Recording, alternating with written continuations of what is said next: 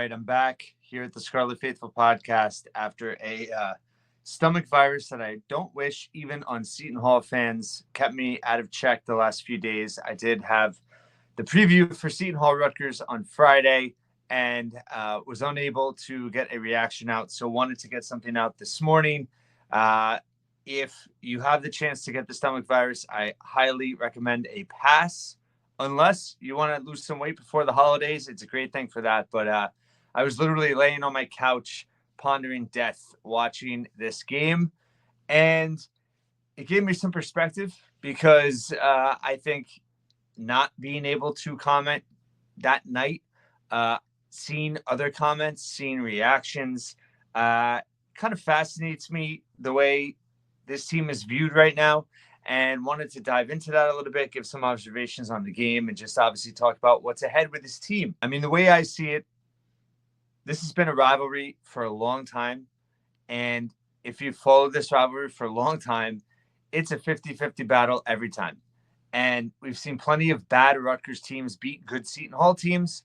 And we've seen bad Seton Hall teams beat good Rutgers teams. And I am all about analytics. I'm all about the net rankings in terms of looking at them, fascinating them. But I think what's happened is all of these rankings have polluted some fans' perspectives in that Seton Hall is this awful team that Rutgers was supposed to blow out. And that's not what this rivalry is. This rivalry is a bloodbath. I call them a blood rival for a reason. And with Shaheen Holloway now as head coach of Seton Hall, they're going to bring it every time. He cares about this game. Kevin Willard said he hated the game, right? Seton Hall still played their butts off in that game all the time. There were several articles before this game, how the transfer portal has changed things, how, the players turn over now. It doesn't mean as much to them. Well, it means so much to the fans. It means a lot to Peichel. He said as long as he's alive, they're playing this game. And credit to him for that. And he's been criticized plenty over the years for his non-conference schedule, but he's always held firm. I mean, if it was up to Kevin Willard, Rutgers, they ducked him during the pandemic, right? This series would have fallen apart. Now that Holloway is there at Seton Hall, this series is strong, and you knew they were going to bring it. The last two games, the road underdog in this series won the game. And Rutgers had the far worse season last year and whooped Seton Hall in their place. So I talked about it in the preview, what a tough game it was. And also the fact that Seton Hall was a good three-point shooting team. They're not a good offensive team, but they were shooting 36% from behind the arc. They were good at offensive rebounding. They forced turnovers.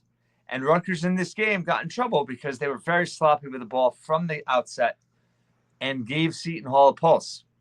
And that first half was ugly. And it wasn't looking good. They were down 10 in the second half. But what's driving me bonkers is that, and people say to me, oh, you can't pay attention to social media, or I didn't see that, or whatever. Listen, writing for as long as I did, having this podcast, I get contacted a lot.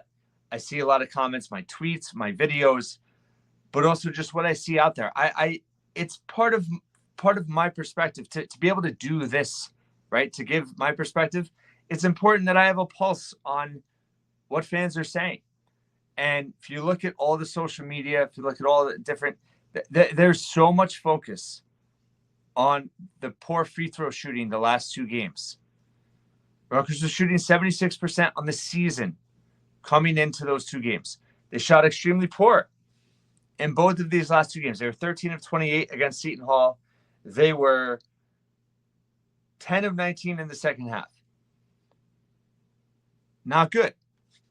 Dylan and Ace both missed 2 free throws each down the stretch. And I have seen, my perspective, so much negativity because of that. And I can't, other than the viral game-winning buzzing beater three-pointer by Dylan Harper from the Jersey Mike's logo, if you take that video clip out, I honestly think there's been, from Rutgers fans, there's been more complaining about free throws than celebration of how they closed out that game. It wasn't just the buzzer beater. Rutgers made their last 4 shots from the floor. Seton Hall, they held 1 of 8 down the stretch. They closed out that game. They didn't close it out as efficiently as they should have or could have. They left a lot to be desired at the free throw line. They could have closed it out earlier, but they closed it out. Someone on Facebook wrote, they basically lost. They basically lost? What are we doing here? I really don't think, I'm not saying, listen, I know a lot of you that listen, I hope that you share my perspective. I warned everybody before the season, this was going to be a roller coaster. And this is a roller coaster.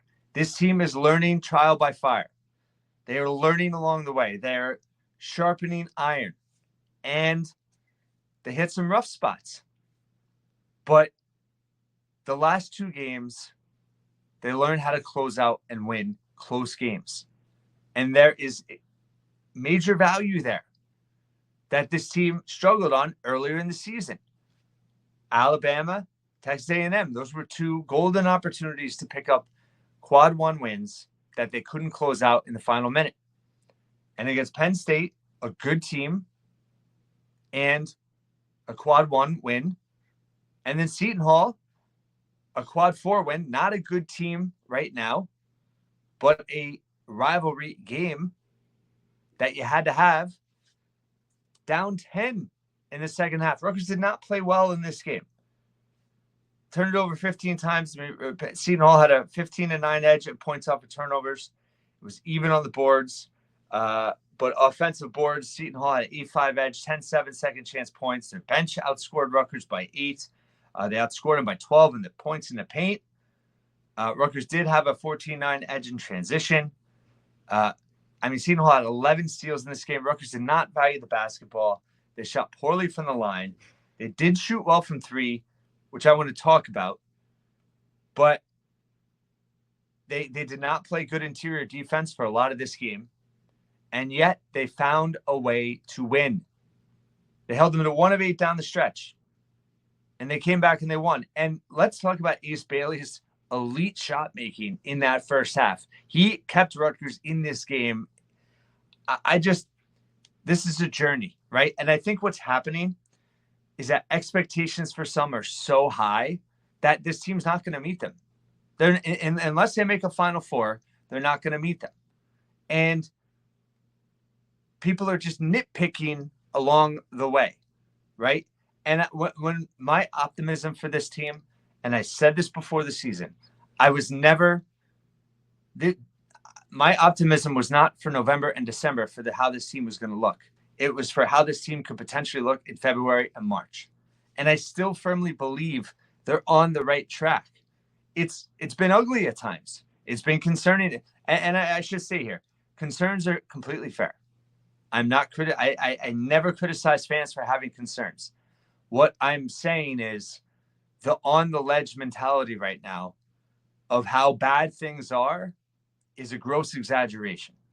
And I know people are it's almost like people are looking for them to fail to be able to say, I told you so. They look terrible. Well, this is college basketball, and winning ugly, every good team does it. And that's what they did against Seton Hall. They gutted it out. And Ace and Dylan both made huge threes in the final couple minutes of this game. Ace's 3, that was a monster. And it was a gutsy shot. But his shot making in that game, scouts are going crazy. John Gavoni, the ESPN scout, he's been posting about how the scouts' reactions. Adam Zagoria has been posting scout reactions. He's just a freak. And he made some of the most difficult shots in this game. His shot making ability, can we just appreciate the talent that we have right now with Dylan and Ace? And the thing about Ace is he really is just scratching the surface. The Ace that we have in December is I don't think is the Ace that Rutgers is going to have in February and March. He's going to be better. And he's becoming a consistent defensive rebounding presence that this team desperately needs. I want to see him attack more, but he made some crazy shots in this game. And Dillon, to his credit, took over in the second half, made 4 of 7 from 3. Now listen, Ace was 1 of 7, 1 of 8 from the foul line, right? But he was in the high 70s going into this game. I think what's happening in wins is that this team is playing harder, right? They played really hard in this game. They played really hard against Penn State. And these guys are still, listen, they're still learning. They're still adjusting. Shooting tired legs, shooting free throws with tired legs in the second half with the game on the line is not something they've experienced before. It's just not. They're gaining experience, right? And it's not pretty at times, even for Ace and Dillon. But that's okay because they're winning while doing it. They just won 2 huge games. And free throws is the biggest discussion. Free throws is going to cost it. Free throws, okay, well, guess what? They just won 2 games shooting terrible from the foul line because they did some other things well. They shot 7 of 13 from 3. You know, my biggest criticism of is in this game, they didn't shoot enough threes. And that part of it goes to the rotation.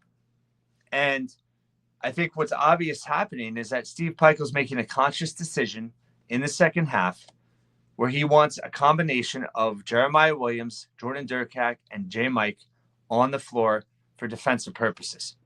He wants that combination of that trio. If you look at minutes in the second half, which I looked up, I mean, only 7 players played in the second half against Seton Hall. He kept Hayes, Acuff, and Martini off the floor. Those are your 3 best three-point shooters outside of Ace and Dillon. Now, to Pikiell's credit, it worked. It worked. Against Penn State, he played everybody but Martini. Hayes did get 8 minutes. He didn't score. I think that might have gone into his thinking against Seton Hall. And listen, I get it. Those guys aren't at the same defensive level. But offensively, it really does put a lot of pressure on Ace and Dillon in terms of, you know, the floor isn't spaced as well. You don't have as many shooting threats on the floor. Defenses, you know, the Big Ten especially, see how they adjust to that. But that's what Pikiell's making a conscious decision there. And this is the you know, Rutgers, they're averaging almost 80 points coming in. Seton Hall, they're a great defensive team. You knew it was going to be a battle, but they gutted it out and got the win. But in terms of this team, I mean, they're not shooting enough threes. And they're shooting competently enough. I mean, let's look it up here. They are shooting 34% from 3 for the season, 33.9, which is 144th nationally. But in terms of 3-point attempts compared to total field goal attempts, they're just 306 nationally. So I don't think they're shooting enough threes. And they've proven that they can make them. And again, part of that is who's on the floor.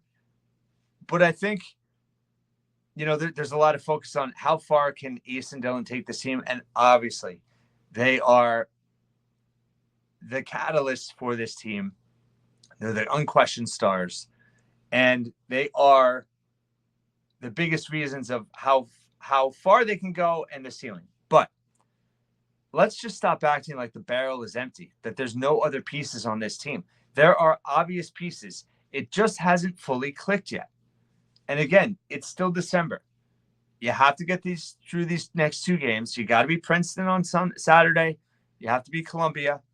If you can get the Big Ten play at 9-4, their next 14 games in Big Ten play are against Quad 1 or Quad 2 opponents. 10 Quad 1, 4 Quad 2.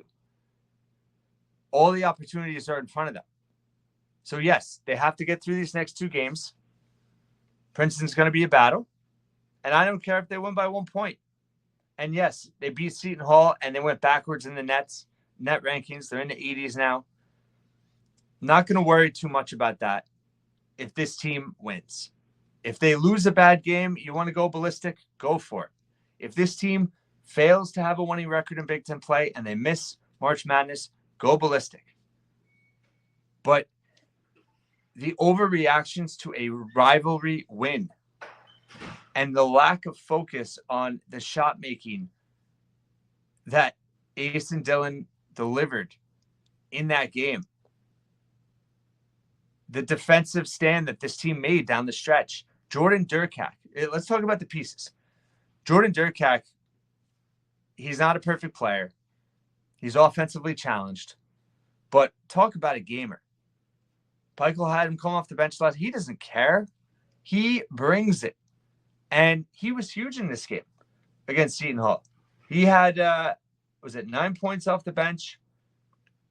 And, 9 points off the bench. He was 5 of 6 from the line, which is big. He had 5 rebounds. He is just a total gamer. He also had a steal, an assist, 1 turnover. But the intensity and the reliability that it gives you down the stretch, he gives Rutgers a real weapon.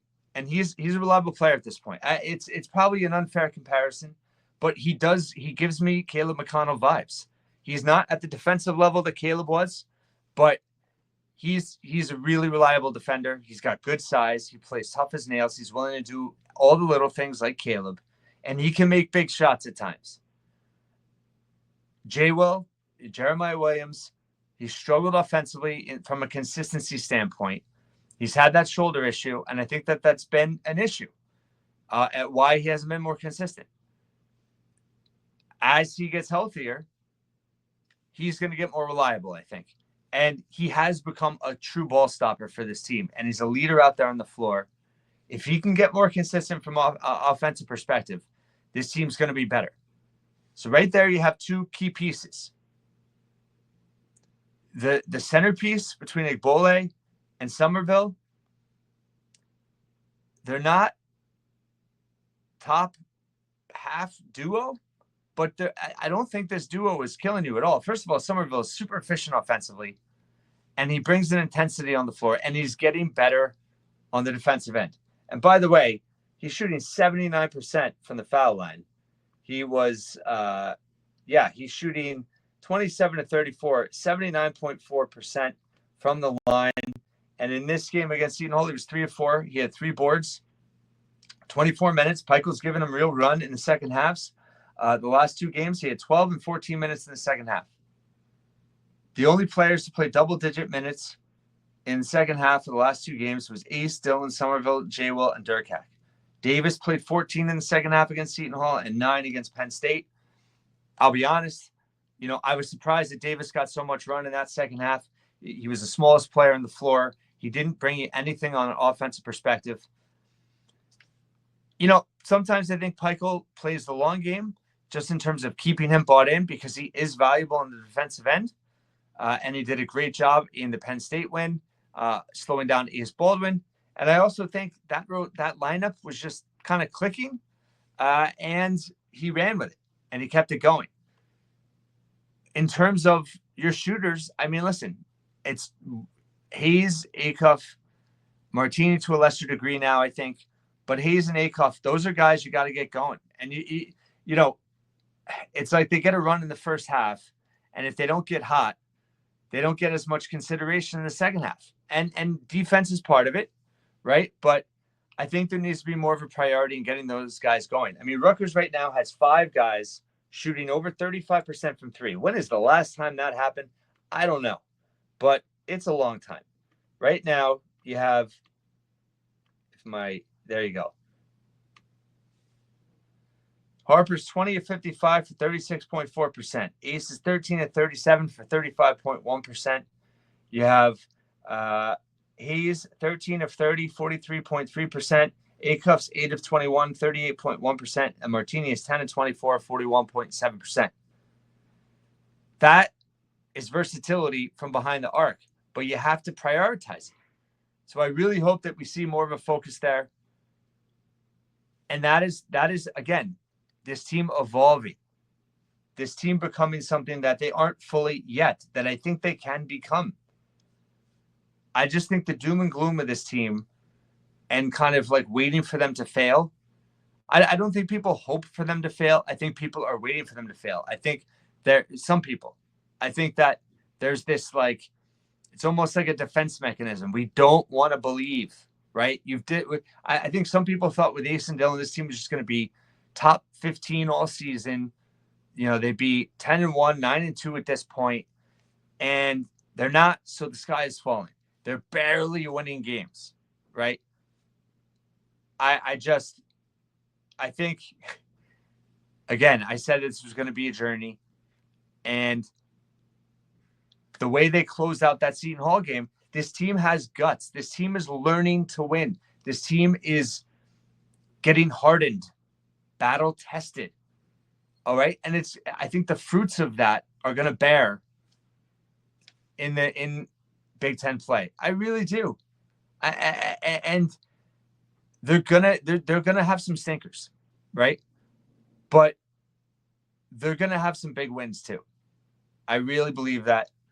And I think this team, they haven't fully clicked yet. Again, defensively, too many spurts of just not enough intensity, not good rotations, not enough closeouts on the perimeter, not enough closing out the lane, too many easy shots at the rim. We saw some full court pressure against Seton Hall in that second half to get the comeback going. And I think, listen, Pikel's still kind of figuring things out. The staff is still figuring things out a little bit. And these players are still figuring things out too. And again, just going back to the point of there just seemed to be more of a focus on acing Dillon missing those free throws and this team as a whole struggling from the line than the clutch shots they made down the stretch and holding Seton Hall to 1 of 8 from the floor down the stretch. This was not an easy game. It wasn't supposed to be an easy game. They're not playing a low major team. It's like everybody thought they were playing Monmouth or Wagner. I mean, they're playing Seton Hall. It's another Power 4 team. Any Power 4 team can beat another Power 4 team on any given night. And in a rivalry game, it's anyone's guess.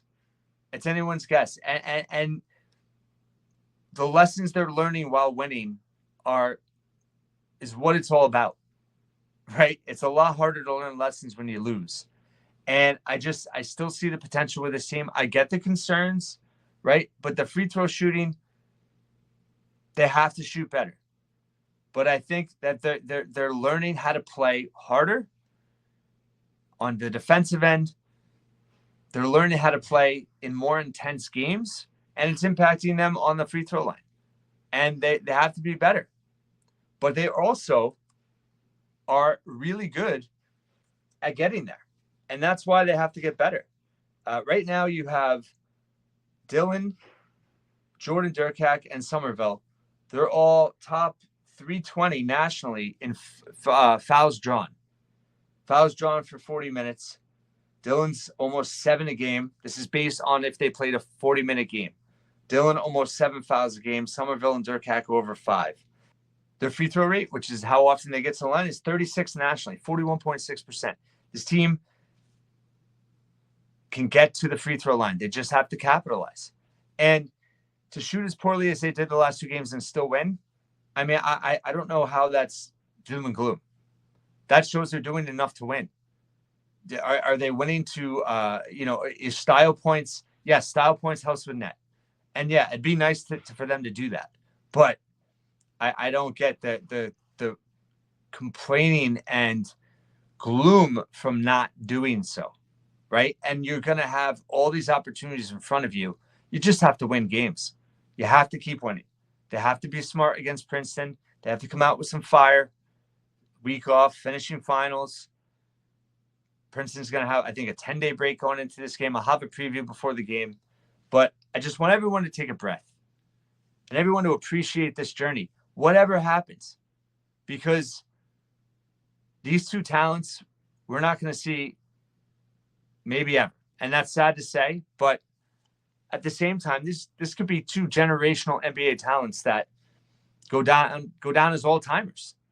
So it's a unique situation, not just for Rutgers. It's a unique situation for any team to have both of these guys. And the supporting cast, they're all trying to figure each other out. And to think, I guess my biggest issue with everything is to think that this team can't get better. That's what I have a problem with. I understand concerns, but the complaints and the worry that this team, the comments that they stink and they're doomed and they're done and they're not going to. Why do you think they can't get better?